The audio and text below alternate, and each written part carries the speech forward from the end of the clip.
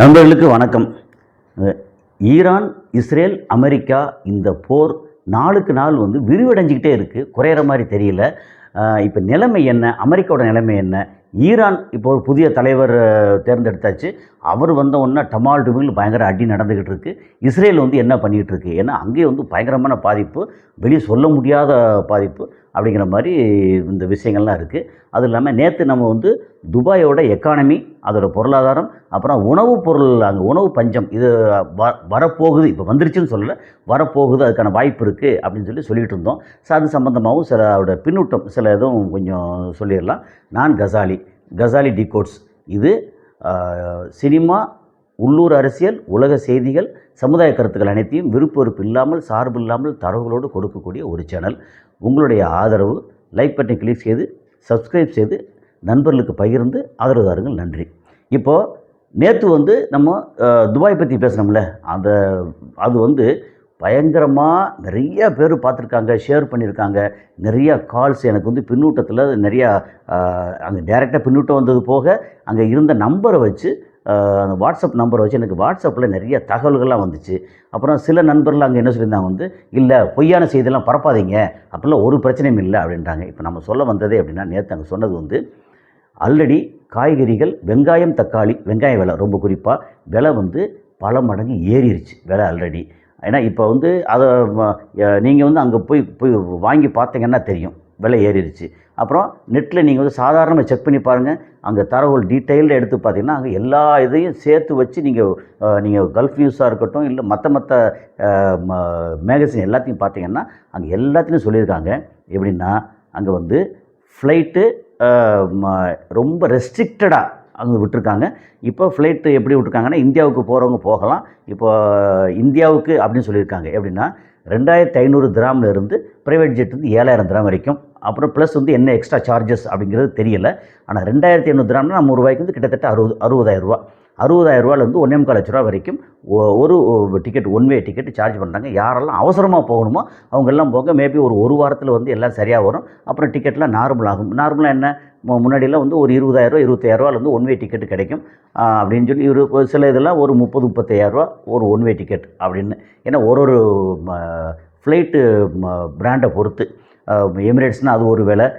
இப்போ நமக்கு இண்டிகோவாக இருக்கட்டும், ஏர் இண்டியாவாக இருக்கட்டும், இந்த மாதிரி அப்புறம் இந்த மாதிரி ஒரு சில இதை பொறுத்து, ஃப்ளைட் சர்வீஸை பொறுத்து ரேட் ஒரு 20,000 ரூபாயிலிருந்து 40,000 ரூபா அந்த ரேஞ்சுக்கு வரும். அப்புறம் என்ன கிளாஸுங்கிற பொறுத்து. சரி, அது பிரச்சனை இல்லை. இப்போ அங்கே ஃப்ளைட் ஓடுது. ஆனால் ஃபுல் ஃப்ளெஜ்டாக முன்னாடி வந்துச்சு, அது மாதிரி இல்லாமல் ரொம்ப ரெஸ்ட்ரிக்டடாக. அதுக்கப்புறம் யார் போகணும், ஏன் என்னன்னு 1008 கேள்வி வேறு கேட்குறாங்க அப்படின்னு சொன்னாங்க. அது போக ஃபுட்டு ப்ரைஸ் ஃபுட் ஐட்டம் அப்படின்னா வெஜிடபிள்ஸ் விலை ஆல்ரெடி ஏறிடுச்சு. நேற்று அல்ல முந்தா நாள் அவர் லூலு ஓனர் அவர் யூசுஃப் அலி அவர் என்ன பண்ணார்னா, ஒரு ஃபுல் ஃப்ளைட்டில் ஒரு 80 டன் வெஜிடபிள்ஸ் இங்கேருந்து இந்தியாவிலேருந்து கொண்டு அங்கே துபாயில் இறக்கி அவரோட லூலு மார்க்கெட்டுக்குள்ளே வச்சுருக்கிறாரு. ஸோ இங்கே அவைலபிள் இருக்குது அப்படிங்கிறது. அது போக இப்போ ஃப்ளைட்டில் கொண்டு வந்ததுனால எக்ஸ்ட்ரா விலை வைக்கிறான்னு அப்படிலாம் வைக்கல. முன்னே இருந்தோட கொஞ்சம் எக்ஸ்ட்ரா விலை இருக்கத்தான் செய்யுது. ஆனால் பெரிய அளவுக்கு பேனிக்காக வேண்டிய அளவுக்கு இல்லைன்னு சொல்கிறாங்க. ஆனால் இந்த பேனிக், இந்த சிச்சுவேஷன் இது ஒரு வாரம் கழிச்சிருக்குமா, இந்த போர் தொடர்ந்தால் என்ன நிலைமையில் இருக்கும் அப்படின்ற ஒரு சிச்சுவேஷன். அது போக அரிசி, கோதுமை, பருப்பு ஐட்டங்கள், ஆயில் ஐட்டம், சுகரு அப்படின்னு சொல்லி இந்த மாதிரி சில ஐட்டங்கள் எல்லாமே அவைலபிள் இருக்குது. அது போக அந்த நாட்டில் அந்த அரசு, துபாய் அரசாக இருக்கட்டும், அபுதாபி, இந்த மாதிரி அந்த அரசெல்லாம் என்ன பண்ணுறாங்கன்னா ரொம்ப கீனாக வாட்ச் பண்ணுறாங்க. எந்த கடையிலையாவது யாராவது அரிசியோ இதுவோ கோதுமையோ ரொட்டி இதெல்லாமே விலை அதிகமாக வச்சு விற்றாங்கன்னா உடனே நடவடிக்கை எடுக்கிறாங்க. ஏன்னா அந்த அரசு எப்போவுமே அப்படித்தான். மக்களுக்கு தேவையானது அவங்களுக்கு தெரியும். உணவுப் பொருள் பஞ்சமோ அல்லது விலைவாசி ஏற்றமோ மக்கள் வயிற்றில் பசி வந்துருச்சுன்னா புரட்சி வந்துடும் அப்படிங்கிற உணவுப் பொருள் மட்டும் எப்போவுமே விலையை ஏற்ற முடியாத அளவுக்கு ரொம்ப ரெஸ்ட்ரிக்ட் பண்ணி வச்சுருப்பாங்க. ரொம்ப குறிப்பாக ப்ரெட்டு, குப்பூஸ் ரொட்டி சொல்லுவோம் இல்லையா, அந்த மாதிரி ப்ரெட் ஐட்டம். ஏன்னா அது வேறு ஒன்றுமே இல்லாட்ட கூட ப்ரெட்டு அதை என்னத்தையா சுருட்டி வச்சு சாப்பிட்டுக்கலாம், ஒரு ஆம்லேட் போட்டு சுருட்டி சாப்பிட்டுக்கலாம், பசி இருக்காது அப்படிங்கிற ப்ரெட் அந்த உணவுப் பொருளில் ரொம்ப ரெஸ்ட்ரிக்ட் பண்ணியிருக்காங்க. இந்த இதை எத்தனை நாளைக்கு அவங்களால பண்ண முடியும்? இன்றைக்கி ஓகே தான். அப்புறம் அங்கே யுஏஇயில் இருக்கக்கூடிய அந்த ஸ்டாக் அரிசியாக இருக்கட்டும், கோதுமையாக இருக்கட்டும், அது வந்து ஒரு 4லேருந்து 5 மாதத்துக்கு ஸ்டாக் இருக்குது அப்படின்னு சொல்லியிருக்காங்க நேற்று செக் பண்ணும்போது. ஸோ அதாவது ரொம்ப பேனிக்காகி ஐயோ போச்சே அப்படின்னு பண்ண வேண்டியதில்லை. அதே நேரத்தில் விலைவாசி ஏறிக்கிட்டு இருக்குது. அடுத்து இது கண்டினியூ ஆச்சுன்னா கண்டிப்பாக பேனிக் ஆகும் அப்படிங்கிறது தான் சிச்சுவேஷன். ஓகே. ஸோ அதை வந்து நான் இதை வந்து இந்த பின்னூட்டத்தில் சில மக்கள் சொன்னது, அதுக்கப்புறம் அங்கே இருக்க சில மக்கள் விலைவாசி ஏறி இருக்கு அப்படின்னு டீட்டெயில் வேறு எனக்கு போட்டிருக்காங்க. அந்த டீட்டெயில் வந்து நம்ம இதில் வெளிப்படுத்த முடியாது. ஏன்னா நண்பர்கள் அனுப்புறது வந்து எனக்கு பர்சனலாக தெரிய வைக்கிறதுக்காக அதை வந்து நம்ம இப்போ பொது வெளியில் போட முடியாது. அவங்க வந்து அவங்களுக்கு ஏதாவது பிரச்சனை வரலாம் அப்படிங்கிறனால. ஸோ அங்கே உணவுப் பொருள் தட்டுப்பாடு இல்லை, ஆனால் பஞ்சம் வரப்போகுது அப்படிங்கிறது தான் இதோட இந்த இதுக்கான ஃபாலோ அப் கருத்து. சரி, இப்போ வந்து ஒரு முக்கியமான பழைய ஒரு இராணுவத்தில் இருந்த ஒரு முக்கியமான ஆள் வந்து டீட்டெயில் வந்து ஒரு இது கொடுத்தார். உண்மையிலே அருமையான டீட்டெயில். அவர் என்ன சொன்னார்னா, இப்போ ஈரான், இஸ்ரேல், யுஎஸ் இந்த வார் வந்து எப்போ நிற்கும் அல்லது எப்போ நிற்கிறதுக்கான வாய்ப்பு இருக்குது, ஏன் நிற்கணும் அப்படின்னு இருக்கு இல்லையா. இப்போது போன வருஷம் 12 நாள் போர், அதில் 12வது நாள் அமெரிக்கா அவசரமாக தலையிட்டு, அந்த போர் வந்து எப்படின்னா அமெரிக்கா அங்கேருந்து B2 பாம்பர்ஸ் வச்சு GBU 52 இதெல்லாம் வந்து ஒரு 14 குண்டு வந்து போட்டாங்க. அப்புறம் இஸ்ரேல் ஈரான் தான் நேரடி வார் நடந்துச்சு. அப்போ வந்து ஈரான் இந்த சுற்றி இருக்கிற மற்ற அரபு நாடுகள் எதையுமே கை வைக்கலை. அங்கேருந்து அமெரிக்கா ஒன்றும் ஆப்ரேட் பண்ணலை. ஆனால் இந்த முறை வந்து ஆப்ரேட் பண்ணியிருக்காங்க. அதனால் சுற்றி இருக்கிற அத்தனை நாடே அடிக்கிறாங்க. ஆனால் இப்போ வந்து இஸ்ரேல் அந்த டைமில் 12 நாள் பொருள் அவங்க கையில் இருந்த கையிருப்பெல்லாம் குறைஞ்சி அடுத்து ஐயோ போச்சே. ஏன்னா அந்த டைமில் வந்து இந்த டெஸ்ட்ராயரோ அல்லது வந்து ஏர்க்ராஃப்ட் கேரியர் அந்த வார்ஷிப்போ போர்க்கப்பலோ வந்து அங்கே வரலை. ஸோ இந்த மாதிரி சூழலில் 12 நாளில் அங்கே அடி தாங்க முடியாத பயங்கர இழப்பு இஸ்ரேலுக்கு. அப்புறம் கையிருப்பு குறையுது அப்படின்னு சொன்ன உடனே அமெரிக்கா அங்கேருந்து உடனே கூப்பிட்டு வச்சு பேசி சமாதானம் அப்படின்னு சொல்லி முடிச்சிட்டாங்க. அந்த நேரத்தில் ஈரானுக்கும் சமாதானம் தேவைப்பட்டது. ஓகே, சமாதானம் ஆகிட்டாங்க. சரி, இப்போ வந்து எப்படின்னா 9 நாள் கடந்து இன்றைக்கி 10வது நாள். ஏன்னா 28ஆம் தேதி ஆரம்பிச்சது, இன்றைக்கி தேதி 9 முடியுது அப்படின்னா 10 நாள் முடியுது. இந்த 10 நாள் இன்னும் ஒரு 2 நாள் 3 நாள் கடந்தால் என்ன நிலைமை அப்படின்னா, அமெரிக்கா இப்போ எப்படின்னா அது என்ன ஒரு கணக்கு சொல்கிறாங்க அப்படின்னா, அதாவது தடுக்கக்கூடிய மிசைல் அப்புறம் அடிக்கக்கூடிய மிசைல், இந்த கணக்கு இந்த பேலன்ஸ் இருக்கு இல்லையா, இது அதிகமாக தடுக்கக்கூடிய மிசைல் அதிகமாக இருக்கா அல்லது தாக்கக்கூடிய மிசைல் அதிகமாக இருக்கா, இந்த கணக்கில் எப்படி பார்த்தாலும் இஸ்ரேலில் அங்கே தாக்கக்கூடிய மிசைல் இதெல்லாம் வந்து குறைஞ்சிக்கிட்டு இருக்கு. அவங்க கையில் இருக்கிறது குறைஞ்சிக்கிட்டு இருக்குது. ஈரானில் தாக்கக்கூடிய மிசைல் அந்த ஐட்டங்கள்லாம் நிறையா இன்னும் இருக்குது. அப்போது அது சரி, இங்கேருந்து ஈரான்லேருந்து அடிக்க வர்றாங்கன்னா இதை தடுக்கக்கூடிய அந்த ஆன்டி ஏர்க்ராஃப்ட் மிசைல், நீங்கள் வந்து தாடாக இருக்கட்டும், டேவிட் சிலிங்காக இருக்கட்டும், ஏரோ 3 இருக்கட்டும், அல்லது பேட்ரியாட்டாக இருக்கட்டும், இந்த மாதிரி பல விதமான ஐட்டங்கள் இருக்கா. 5 ஐட்டங்கள் 6 ஐட்டங்கள் இருக்கா. இதில் யூஸ் பண்ணக்கூடிய அந்த இது ஆன்டி ஏர்க்ராஃப்ட் மிசைல், தடுக்கக்கூடிய மிசைல், அதோட கையிருப்பு ரொம்ப ரொம்ப குறைஞ்சி போச்சு அப்படின்னு அந்த டேட்டா வந்து சொல்லுது. இதில் என்னென்னா ஆரம்பத்தில் இருந்து ஈரான் எப்படி அடிச்சிருக்காங்கன்னா 60% அவங்களுடைய மிசைல்ஸ் அந்த ஐட்டங்கள் எல்லாத்தையுமே அங்கே சுற்றி இருக்கக்கூடிய அரபு நாடுகள், ஜிசிசி அண்ட் நான் ஜிசிசி அரபு நாடுகள், அங்கே எங்கெல்லாம் வந்து அமெரிக்காவோட எம்பசியாக இருக்கட்டும், அப்புறம் அமெரிக்காவோட தளங்களாக இருக்கட்டும், அது எல்லாத்துக்கும் 60% மிசைல் அடிச்சிருக்காங்க. 60% மேபி ஒரு 2000 மிசைல் அனுப்பிச்சுதான்னு வச்சுக்கங்களேன். அந்த 2000 வந்து 1200 மிசைல் இந்த மாதிரி சுற்றி இருக்கிற அமெரிக்காவோட பேசஸுக்கு அனுப்பிச்சிருக்காங்க. அதே நேரத்தில் ஒரு 40% அப்படின்னா ஒரு 800 ஐட்டங்கள் மிசைல் வந்து இஸ்ரேலுக்கு மட்டும் அனுப்பிச்சிருக்காங்க. அப்போ இஸ்ரேல் வந்து நாசக்காடாகி போச்சு அப்படிங்கிறதான். இப்போ என்னென்னா இந்த மாதிரி ஒரு சூழலில் இவங்க வந்து என்னென்னா இந்த டொமஹாக் ஏவுகணை, டொமஹாக்ங்கிறது வந்து ஸ்டெல்த்து ரொம்ப லோ லெவலில் போகும், 2400 கிலோமீட்டர் வரைக்கும் போய் பாயும் அப்படிங்கிறதான். இப்போ வந்து முதல் நாளில் ஈரானில் ஸ்கூலில் அடித்தது ஒரு 160 குழந்தைகளுக்கு மேலே, ஸ்கூல் பசங்களுக்கு மேலே, அப்புறம் 12 டீச்சர்ஸு, இவங்க எல்லாம் இறந்து போனது எதனால் அப்படின்னா இந்த டொமஹாக் ஏவுகணை. இவங்க வந்து அதுக்கு முன்னாடியே, ஏன்னா இந்த பிரச்சனை வர்றதுக்கு முன்னாடியே அவங்க வந்து USS Abraham Lincoln and Gerald Ford, அது போக டெஸ்ட்ராயர்ஸு, அது போக வந்து வெர்டிக்கல் டியூப் அப்படின்னு சொல்லி இது எல்லாத்தையும் கொண்டு வந்து அங்கே நிறுத்தி, இன்னும் ஒரு இது இருக்கே நம்ம ஏர்க்ராஃப்ட் கேரியர், அதாவது வார்ஷிப்பு, அதை சுற்றி வந்து டெஸ்ட்ராயர் ஒரு 12, இது 3 அங்கே 3 இங்கே 4 ஒரு 12 டெஸ்ட்ராயர்ஸு, அது போக வந்து மற்ற எக்ஸ்ட்ரா இதெல்லாம் வந்து தாக்கக்கூடியதெல்லாம் சேர்த்து இங்கே வச்சுருந்தாங்கன்னா அது எல்லாம் இருந்தது. அதை வச்சு நிறையா தாக்கியிருக்காங்க. இப்போ இந்த 10 நாள் போரில் அமெரிக்கா அந்த கப்பல்ல இருந்து நிறையா வந்து அடிச்சிருக்காங்க. அடித்து முடித்தா இப்போ கப்பலில் இருக்கக்கூடிய அப்புறம் கப்பலில் தாக்கக்கூடிய ஏவுகணையும் குறைஞ்சிருச்சு. ஏன்னா ஸ்டாக் ஓரளவுக்கு மேலே பண்ண முடியாது. ஏன்னா நிலத்தில் பண்ணுற மாதிரி எந்த கப்பலில் ஓரளவுக்கு மேலே பண்ண முடியல. அது போக அப்புறம் அதை அடிக்க வரக்கூடிய ட்ரோனாக இருக்கட்டும், அப்புறம் ஈரான் அனுப்பக்கூடிய மிசைலாக இருக்கட்டும், அதை திருப்பி தாக்கி அடிக்கக்கூடிய அந்த மிசைலுமே நிறையா குறைஞ்சி போச்சு. சரி, இப்போ குறைஞ்சா ஃபில் பண்ண முடியும்ல அப்படின்னா, ஃபில் பண்ணுறது ஒரு பெரிய சிக்கல் இப்போ அமெரிக்காவுக்கு. அதைத்தான் வந்து முக்கியமான ஒரு விஷயமாக வந்து அவர் சொன்னது. எப்படின்னா, இப்போது ஆபிரகாம் லிங்கன் கப்பல் வந்து கிட்டத்தட்ட 1000 கிலோமீட்டர் பின்னாடி போயிடுச்சு. ஏன்னா பயந்துக்கிட்டு பின்னாடி போயிடுச்சு. அதே மாதிரி அந்த மெடிட்டரேனியன் சி மத்திய தரைக்கடலில் இஸ்ரேல் பக்கம் ஒதுங்கி வந்த ஜெரால்ட் ஃபோர்டு வந்து அப்புறம் சூயஸ் கால்வே பக்கத்தில் அந்த பக்கம் தள்ளி போயிடுச்சு. ஏன்னா ஈரான் வந்து கிட்டத்தட்ட ரீச் பண்ண முடியாத தூரத்துக்கு போகணும்னு சொல்லி போயிட்டாங்க. ஆனால் இப்போ ஈரான் வந்து ரீச் பண்ண முடியுன்ற இடத்துல இருக்காங்க இப்போவுமே. ஓகே, ஆனாலும் ரொம்ப பக்கத்தில் இருந்தால் அடி பலமாக இருக்கும், தூரத்தில் இருந்தால் அடி கொஞ்சம் கம்மியாக இருக்கும் அப்படிங்கிறது தான். ஸோ இப்போ என்னென்னா, இப்போ இவங்களுக்கு வந்து கையிருப்பு, அதாவது கையிருப்புனா அவங்ககிட்ட என்னென்ன இருந்தது அப்படின்னு சொல்லி அதில் சொல்கிறாங்கன்னா, 2 ஏர்க்ராஃப்ட் கேரியர், அதுக்கப்புறம் 12 டெஸ்ட்ராயர்ஸு, அப்புறம் 96 வெர்டிக்கல் லான்ச் டியூப்ஸ் அப்படின்னு, அப்புறம் அதில் டொமஹாக்கு அது மற்ற மிசைல் எல்லாம் வந்து அதில் கம்ப்ளீட்டாக இருந்ததில்ல. நிறைய வந்து எக்ஸாஸ்ட் ஆயிடுச்சு, டிப்ளீட் ஆயிடுச்சு, முடிஞ்சிருச்சு. அதை திரும்ப ஃபில்லப் பண்ண முடியும். எங்கே ஃபில்லப் பண்ணலாம்னா, இந்த இதை வந்து வேறு ஃப்ளைட்டில் வந்து கொண்டு வந்து இறக்கி பண்ண முடியாது. ஏன்னா அங்கே ஏர்க்ராஃப்ட் கேரியர் வந்து பெரிய ஃப்ளைட்டெல்லாம் வந்து அங்கே டாக் பண்ண முடியாது, அங்கே லேர்ன் பண்ண முடியாது.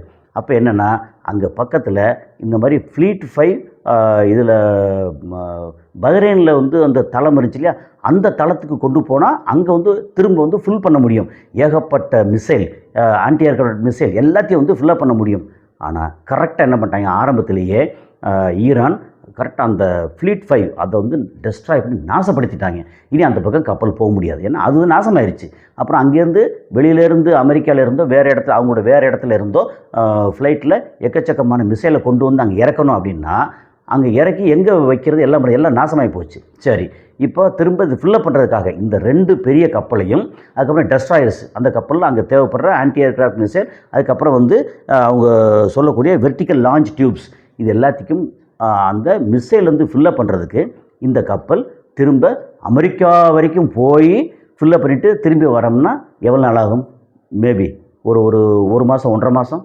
அதுக்குள்ளே போர் நிலைமை என்ன ஆகும்? இங்கே கப்பல்லாம் இங்கே இருக்குது, திருப்பி அடிக்கும் அப்படின்ற அந்த பாதுகாப்பு உணர்வு இருக்கு இல்லையா, அந்த பாதுகாப்பு உணர்வு இப்போ அந்த கப்பல்களில் கிடையாது.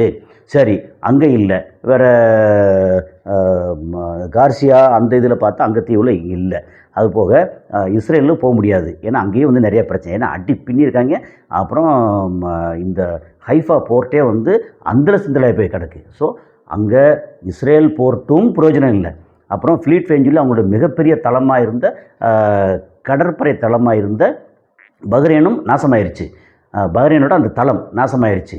அப்போது எங்கே போய் ஃபில்லப் பண்ணுறது? சரி, ஒருவேளை இந்தியாவில் வந்து போர்ட்டில் வந்து ரிக்வஸ்ட் பண்ணிவிட்டு நான் வந்து எனக்கு ஃபில்லப் பண்ணிக்கிறேன் அப்படின்னு இந்தியாவுக்கு வர இருந்தால், நம்பர் 1 இந்தியா வந்து அலோவ் பண்ணணும். ஓகே, இப்போது இந்தியா வந்து அமெரிக்காவோட கப்பலுக்கு வந்து அலோவ் பண்ணிச்சு அப்படின்னா, இங்கே உள்நாட்டில் இந்தியாவில் ஏகப்பட்ட குழப்பம் வரும். ஏன்னா அமெரிக்காவுக்கு ரொம்ப வால் பிடிச்சிட்டு இன்னும் இப்போ ஏற்கனவே பிரச்சனை பத்தாதா அப்படின்னு நிறையா இஷ்யூஸ் வந்துடும்.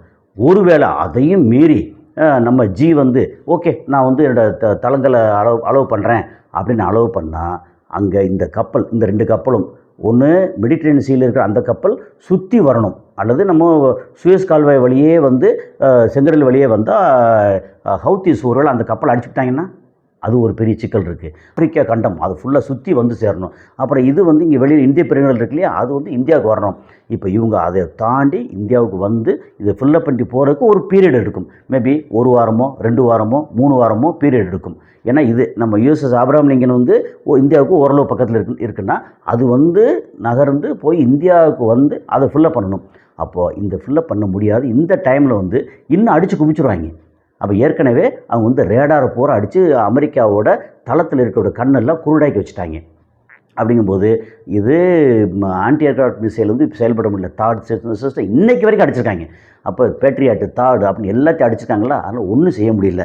இப்போ ஏற்பட்ட ஒரு சூழலில் அமெரிக்கா இன்றைக்கி 12 நாள் போர் அவங்க கணக்குப்படி பார்த்தா 12 நாள் அவங்க வந்து தாக்கு பிடிக்க முடியும், அல்லது 15 நாள் அதிகபட்சம் போனால் தாக்கு பிடிக்க முடியும். இப்போ கப்பல் வந்து தாக்கு பிடிக்க முடியாது. ஒருவேளை இப்போ திரும்ப இந்த டைமில் கப்பலை நோக்கி ஈரான் அவங்களுடைய ஏவுகணை இதெல்லாம் கொண்டு வந்தாங்கன்னா, இப்போ ஆரம்பத்தில் இந்த சொன்ன ஒரு 60% வந்து இவங்களோட தளங்கள் அடித்தாங்க, அமெரிக்கா தளங்கள் அடித்தாங்க, 40% இஸ்ரேல் அடித்தாங்க சொன்னாங்க இல்லையா? அது வந்து ஒரு சாதாரண கன்வென்ஷனல் ரொம்ப லோ கேலிபர், ஒரு ஒரு கரெக்டான இது இல்லாமல் ரொம்ப ஒரு லோ குவாலிட்டி வச்சுக்கோமே. அது அந்த இது வந்து ஒரு குரூஸ் மிசைல், சப்சோனிக் மிசைல், அப்புறம் வந்து சூப்பர் சோனிக் மிசைல் அப்படின்னு ஒரு என்ன சொல்கிறது, ரொம்ப வேகமோ இதுவோ குறைவானதை நிறைய யூஸ் பண்ணியிருக்காங்க. ஆனால் இவர் வந்து நம்ம முஜ்தபா கமேனி அவர் பதவி ஏற்ற உடனே அடித்தாங்க பாருங்கள். ஃபஸ்ட்டு ஹைப்பர்சோனிக், அப்புறம் அவர் பதவி ஏற்கிறது ஜஸ்ட்டு முன்னாடி என்ன கொரம்ஷவர் 4 அப்படின்னு அது அந்த அந்த மிசைல் அப்படின்னு இவங்க இப்போ பயன்படுத்துகிறது வந்து என்னது, அவங்க பயன்படுத்துறது வந்து கதர் அப்படிங்கிறது, அப்புறம் என்னது கைபர் அப்படின்ற இந்த மாதிரி அந்த இதெல்லாம் புது புது பேரில் ஹைப்பர்சோனிக் மிசைல். அந்த மிசைல் போச்சுன்னா தடுக்கவே முடியலை. ஏன்னா அதோடய வேகம் வந்து 19,000 km/h. நம்ம வந்து உதாரணத்துக்கு அப்படி சொல்கிறதா இருந்தால் ஒரு ஒரு ஒரு ஒரு நிமிஷத்தில் இது போகிற வேகத்துக்கு நம்ம ஒரு நிமிஷத்தில் வந்து இங்கேருந்து மதுரையை தாண்டி போயிடலாம் அப்படிங்கிற மாதிரி ஒரு நிமிஷத்தில். அந்த வேகத்தில் போகக்கூடியதை தடுக்கிறதுக்கு வழியே இல்லை. அங்கே வந்து நாசக்கடாய் கிடக்கு அப்படின்னு. ஸோ இவங்க கை வந்து இப்போ ஓங்கியிருக்கு. இப்போ என்னென்னா அமெரிக்கா எப்படி பார்த்தாலும் இன்னும் ஒரு 4-5 நாளைக்குள்ள ஏதாவது ஒரு வழியில் சமாதானத்துக்கு ஏற்பாடு பண்ணியே தீரணும். அது பண்ணலை அப்படின்னா அமெரிக்கா தளங்கள் ஏற்கனவே நாசம். அதுக்கப்புறம் இன்னும் அந்த அந்த தளத்திலேருந்து இவங்களோட வாட்டர் டீசலேஷன் பிளான்ட், ஈரானோட வாட்டர் டீசலேஷன் பிளான்ட் அடித்தாங்க. அதுக்கப்புறம் தெஹ்ரானில் இருக்கக்கூடிய ஒரு 7 இடங்களில் ஸ்டோர் பண்ணி வச்சுருந்த ஆயில் ரிசர்வயர், அதுக்கப்புறம் ஆயில் ரிஃபைனரி அப்படி எல்லாத்தையும் அடித்தாங்க இல்லையா? அதுக்கு பதிலுக்கு வந்து அவங்க ஹைஃபா துறைமுகத்தில் இருக்கிற oil reservoir and oil refinery இது எல்லாத்தையும் இவங்க திருப்பி அடிச்சிருக்காங்க.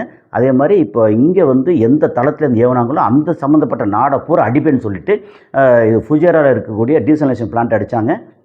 இப்படி எல்லா இடமும் மாறி மாறி அடிக்கும்போது மொத்தம் இந்த ரீஜனல் வாராக மாற ஆரம்பிச்சிருச்சு. ஏன்னா நேற்று இன்னைக்கு யுஏஇ அண்டு சவுதி அரேபியா அவங்க வந்து ஈரானுக்கு எதிராக போர் தொடுக்கிறதுக்கு ஆரம்பிச்சிட்டாங்க அப்படின்னு தகவல். எந்த அளவுக்கு என்னென்ன ஐட்டங்களை பயன்படுத்தினாங்கன்னு இன்னும் தகவல் எனக்கு கிடைக்கல. ஆனால் சவுதி அரேபியா ஈரானுக்கு எதிராக போர் அறிவித்து ஆரம்பிச்சிட்டாங்க அப்படின்னு. அதே மாதிரி யுஏஇ ஈரானுக்கு எதிராக எங்கள் நாட்டை எப்படி அடிக்க போச்சு அப்படின்னு ஃபைட்டர் ஜெட்டெல்லாம் அனுப்பிச்சி விட்டு ஈரானுக்கு எதிராக வந்து போர் வந்து துவங்கிட்டாங்க அப்படின்னு ஒரு தகவல். சரி, இந்த மாதிரி ஒரு சூழலில் இவங்ககிட்ட ஸ்டாக் இருக்கணும் இல்லையா? ஏற்கனவே அந்த அவங்களுடைய தளங்களை பூரா அடிச்சிட்டாங்கன்னா, ரன்வே அது இதெல்லாம் இன்னும் அடித்தாங்கன்னா முடிஞ்சு போச்சு. ஏன்னா எப்படி பார்த்தாலும் இந்த ரீஜனில் ஈரான் கையில் எக்கச்சக்கமான இன்னும் ஹைப்பர்சோனிக் அண்டு பலிஸ்டிக் மிசைல்ஸ் இன்னும் நிறைய வச்சுருக்காங்க. அது இல்லாமல் இவங்க கையில் இந்த ரீஜனில் மிகப்பெரிய த்ரெட்டாக இருக்கிறது என்ன அப்படின்னா, அவங்க கையில் இருக்கக்கூடிய 20,000 to 30,000 வரைக்கும் இருக்குதுன்னு சொல்லக்கூடிய ட்ரோன்ஸு.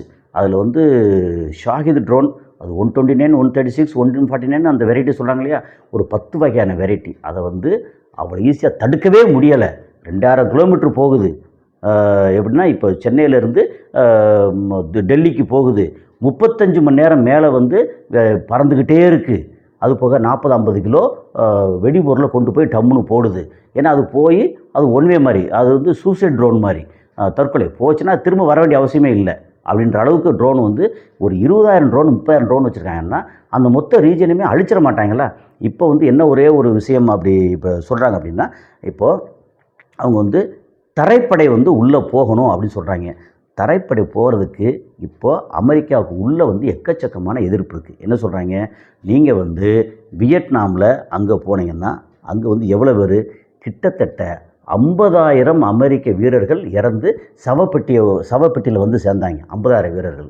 அதுக்கப்புறம் இதில் வந்து நீங்கள் ஈராக்கில் பார்த்தீங்கன்னா அங்கே 4,000 பேருக்கு மேலே வீரர்கள் சவப்பெட்டியில் அமெரிக்காவுக்கு திரும்பி வந்தாங்க. அது ஏன்னா சவப்பெட்டியில் திரும்பி என்ன இறந்து போய் பாடியாக திரும்பி போனாங்க. அப்புறம் அவங்க செலவு பண்ணது மட்டும் வந்து கிட்டத்தட்ட 400 லட்சம் கோடி. Okay, 4 trillion. அது போக ஆப்கானிஸ்தானில் மட்டும் என்ன 20 வருஷம் சண்டை போட்டிருக்காங்க. அங்கே வந்து இன்னும் இது வந்து 4000 பேரா 8000 பேரா 10,000 பேரான்னு கரெக்டாக அந்த கணக்கு வரலை. ஆனால் அவங்க பண்ண செலவு வந்து 700 லட்சம் கோடி அங்கே செலவு பண்ணியிருக்காங்க. அந்த காசில் அது வந்து என்ன அமெரிக்கா மக்களோட வரிப்பணம் தானே, அந்த காசு எல்லாம் அங்கே போச்சு. இப்போது நீங்கள் ஈரானில் வந்து கை இறங்கியிருக்கு, அதாவது ஈரான் கை ஓங்கியிருக்கு, அமெரிக்கா அண்ட் இஸ்ரேல் கை இறங்கியிருக்கு. இந்த நேரத்தில் நீங்கள் தரைப்படையை உள்ளே அனுப்புகிறதா இருந்தால் எப்படி அனுப்ப முடியும்? அங்கே இருக்கிறது வந்து ஆல்ரெடி என்னன்னா ஒரு 8 பேர் இறந்து போயிட்டாங்க அப்படின்ற மாதிரி இவங்க சொல்லிட்டு இருக்காங்க. அப்படி இல்லை, ஆல்ரெடி 1000 பேர் 1200 பேருக்கு மேலே வீரர்கள் இறந்து போயிருக்கதா தகவல் இருக்குது. அங்கே கிட்டத்தட்ட 50,000 அமெரிக்க வீரர்கள் இருந்தாங்க. 50,000 வீரர்களில் அவங்க பேர் உள்ளே இறக்கணும் அப்படின்னா 50,000 பேரும் வந்து பாடியாக தான் திரும்ப போகிறாங்க. அப்படின்ற ஒரு சூழலில் இப்போது அடுத்து கூடி சீக்கிரம் வந்து அங்கே வந்து மிட் டேர்ம் எலெக்ஷன் வந்து அமெரிக்கா நடக்க போகுது. அந்த எலெக்ஷனில் இவர் ட்ரம்ப் சார்ந்த கட்சி வந்து ஜெயிக்கணும் அப்படின்னா அங்கே வெற்றி அடையணும் அல்லது சமாதானப்படுத்தணும். இப்போது வெற்றி அடையிறதுக்கு வாய்ப்பே இல்லை அப்படின்ற சூழல். ஏன்னா இவங்க வந்து சைனாவோ ரஷ்யாவோ நேரடியாக இந்த போரில் வந்து வராட்டா கூட மறைமுகமாக நிறைய சப்போர்ட் பண்ணியிருக்காங்க. இந்த மாதிரி ஒரு சூழலில் ஈரான் கை ஓங்கி இருக்குது. ஈரானை வந்து அதாவது தப்பாக கணக்கு போட்டாங்க. நம்ம வந்து ஈஸியாக அடிச்சிடலாம், பெருந்தலைகளை வந்து போட்டு தள்ளினா ஒன்று அவங்க எல்லாம் சரண்டர் ஆயிடுவாங்க அப்படின்னு. இப்போ வந்து திரும்ப திரும்ப சொன்னாங்க, சரண்டர் ஆயிருங்க, இல்லைன்னா நல்லதில்லை, நான் வந்து பயங்கரமான ஆளுக்கும் அடுத்த கட்டத்தை நான் இப்போ கொண்டு வர போகிறேன், அப்படி எப்படின்னா பயங்கரமாக மிரட்டுறாங்க. மிரட்டல் வந்து ஏற்கனவே நிறையா பார்த்தவங்க. என்ன அவங்க மிரட்டலில் வந்து ஒரே ஒரு விஷயம் மட்டும்தான் லெஃப்ட் ஓவர். அவங்க மிரட்டல் வந்து ஒரு வேளை இந்த ஏரியாவை நாசப்படுத்துவேன்னு சொல்லி அணுகுண்டை பயன்படுத்தினாங்கன்னா அந்த மொத்த ஈரானோட நிலப்பரப்பு அத்தனை வந்து நாசமாகி கதிர்வீச்சோட மொத்தத்துக்கு நாசமாகி இன்னும் ஒரு 300-400 வருஷத்துக்கு அந்த ஏரியாவை இப்போ மக்கள் போக முடியாத அளவுக்கு ஆகிப்போயிடும். ஓகே, அப்படி ஒரு சூழல் வரும். அதை பயன்படுத்த போகிறாங்களா? அப்படி பயன்படுத்த என்ன நடக்கும்? அமெரிக்கா மேலேயும் திரும்ப அங்கே போடுவாங்க, இங்கே இவங்களாம் நாசமாக போயிடுவாங்க. ஆனால் வேறு நாடு மாற்றி மாற்றி போட்டு வேறு சூழல் வந்து மொத்தத்துக்கு மாறிடும். அப்போ இவங்க வந்து வேறு வழி இல்லை, அமெரிக்கா இஸ்ரேல் அவங்க வந்து சமாதானத்துக்கு இறங்கி வந்தே ஆகணும். அப்படி சமாதானம் வரும்போது ஈரான் கை வந்து ஓங்கி தான் நிற்கும். அப்போ வேறு வழி இல்லை, மிடில் ஈஸ்ட்டில் அந்த மொத்த தளங்களையும் காலி பண்ணி தான் போயாகணும் அப்படின்னு ஒரு சூழல் இருக்குது. இப்போது அமெரிக்காவோட சோல்ஜர்ஸும் அங்கே போகலை. ஆனால் அதே நேரத்தில் அந்த குர்து மக்களுக்கு நிறையா காசை கொடுத்து ஆயுதத்தை கொடுத்து போகணும் அப்படின்னா அவங்க வந்து ஒரு 700-800 கிலோமீட்டர் தாண்டி அங்கே போய் டெஹ்ரானில் போய் சண்டை போடணும். அதுக்குள்ளே இவங்க கையில் வந்து நேரடியாக ஆர்மி டீமே வந்து கூட்டமே 6 லட்சம் பேர் வீரர்கள் இருக்காங்க. அப்புறம் IRGCயில் ஒரு 2 லட்சம் பேர் ப்ளஸ் எக்ஸ்ட்ரா வேறு இருக்காங்க. அப்படிங்கும்போது இவங்களை எதிர்த்து அந்த குர்து மக்கள் என்ன செய்ய முடியும், ஏற்க முடியாதுன்னு சொல்லிட்டாங்க. அப்புறம் இந்த பக்கம் பாகிஸ்தான் வந்து ஊட்டி சைடில் இருக்கக்கூடிய அந்த பலூச்சி அவங்க என்ன சொல்கிறாங்கன்னா அவங்க வந்து கிட்டத்தட்ட 1200-1300 கிலோமீட்டர் தாண்டி வரணும், வந்து சண்டை போட போகிறாங்களா, அவங்களும் முடியாதுன்னு சொல்லிட்டாங்க. ஏன்னா ஏற்கனவே என்ன தான் நீங்கள் வந்து பிரச்சனை இருந்தால் கூட இந்த நேரத்தில் ஈரானை எதிர்த்து சண்டை போடுறதுக்கு அந்த ரீஜனில் யாருக்குமே வலு இல்லை, ஆட்கள் இல்லை, தைரியம் இல்லை. அந்த மாதிரி ஒரு சூழல். இப்போ வந்து எப்படின்னா IRGCயோட பெரிய இந்த போரில் என்ன ஒரு ப்ளஸ் அப்படின்னா அவங்க ஏற்கனவே ஒரு 31 டிஸ்ட்ரிக்டாக பிரித்து வச்சுட்டாங்க IRGCயை. என்னென்னா இந்த ஏரியாவில் நீ வந்து ஏன்னா 31 டிஸ்ட்ரிக்ட் அங்கே இருக்குது அப்படின்னா ஸ்டேட் இருக்குது. அப்போ 31 டிஸ்ட்ரிக்டாக IRGC பிரித்து வச்சுட்டாங்க. நீங்கள் வந்து UAE இந்த UAE வந்து நீ பார்த்துக்கோ, அவன் அடித்தானா திருப்பி இது அடி இது அடி இது அடி இதெல்லாம் அவங்களுடைய டார்கெட். அது மாதிரி இப்போ நீ சவுதி அரேபியா நீ இது இப்படி அப்படின்னு எல்லாம் பிரித்து வச்சு அவங்களுக்கு ஏற்கனவே அந்த பவரையும் கொடுத்துட்டாங்க. அப்போது IRGC இவங்க யார் எங்கே பெருந்தலைகளை போட்டு தள்ளினா கூட இந்த IRGCயை கட்டுப்படுத்த முடியாது. அவங்க கையில் ஆயுதம் இருக்குது, ஆர்டர் இருக்குது, அப்புறம் டார்கெட் லிஸ்ட் இருக்குது. இன்னென்ன டார்கெட் அடிக்க போகிற, ரைட் ஓகே அடி அப்படின்னு ஒவ்வொரு முறையும் வந்து போய் அங்கே பெர்மிஷன் வாங்கணும், அவர் சுப்ரீம் லீடர்கிட்ட பெர்மிஷன் வாங்கணும் அப்படிலாம் கிடையாது. Already permission granted.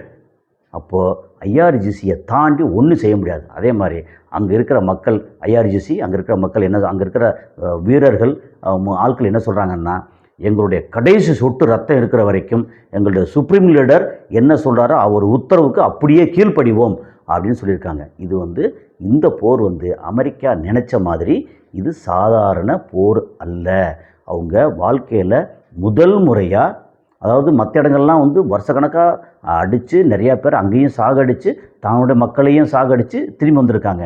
இந்த போர் தான் வந்து 2 வாரத்துக்குள்ளேயே வேறு மாதிரி அவங்களுக்கு ஒரு மிகப்பெரிய தோல்வியை கொடுக்கக்கூடிய போராக மாறுது அப்படிங்கிறது தான் இப்போ நிதர்சனமான உண்மை. இப்போ வந்து ஈரானோட பிரசிடென்ட்டு பெசஸ்கியான் வந்து அவர் வந்து அப்பாலஜி சொல்லியிருக்கிறாரு, மன்னிப்பு கேட்டிருக்காரு. அவரெல்லாம் வந்து ஐஆர்ஜிசியாக இருக்கட்டும், சுப்ரீம் லீடராக இருக்கட்டும், அதுக்கப்புறம் சுப்ரீம் கவுன்சிலாக இருக்கட்டும், யாருமே வந்து அவரோட பேச்சை மதிக்கவே இல்லை. அப்போ அவரோட பேச்சு ஒரு தனி மனிதர், அவர் தனியாக பேசினார், அவரே திரும்ப வந்து விளக்கம் கொடுத்துட்டார், அதோட முடிஞ்சு போச்சு. அப்போது அப்பாலஜிங்கிறது வந்து இவர் சொல்லிட்டார், உடனே அங்கே கொண்டாடினாங்க அமெரிக்காவில். அதெல்லாம் ஒன்றுமே இல்லை அப்படின்னு சொல்லிட்டாங்க. இப்போ என்னென்னா அமெரிக்கா இம்மீடியட்டாக இன்னும் ஒரு 3-4 நாளைக்கு உள்ள அவங்க வந்து சமாதானம் பேச்சுவார்த்தை, அப்புறம் ஈரான் வந்து அவங்களுடைய அட்டாக்கை வந்து நிறுத்தணும். அப்புறம் ஈரானுக்கு ஏற்கனவே வந்த டேமேஜ் இருக்குல்ல, அதுக்கு பழிக்கு பழி வாங்க விட மாட்டாங்க. ரொம்ப முக்கியமாக நெத்தன்யாகு அவருடைய சகோதரர் இறந்து போயிட்டார் இவங்க அடித்த அடியில் அப்படின்னு நெத்தன்யாகு வந்து ரொம்ப கோபமாயும் சோகமாயும் இருக்கிறதா தகவல். என்ன கோபப்பட்டாலும் என்ன ஆக போகுது? அதாவது நீங்கள் வந்து என்ன ஈரானை வந்து இந்த மாதிரி ஹமாஸ் நினச்சிங்களா, அல்லது ஹிஸ்புல்லா நினச்சிங்களா? என்ன ஈரான்டா அப்படின்னு சொன்ன மாதிரி. ஸோ அடுத்த காணொலியில் சந்திப்போம். நன்றி.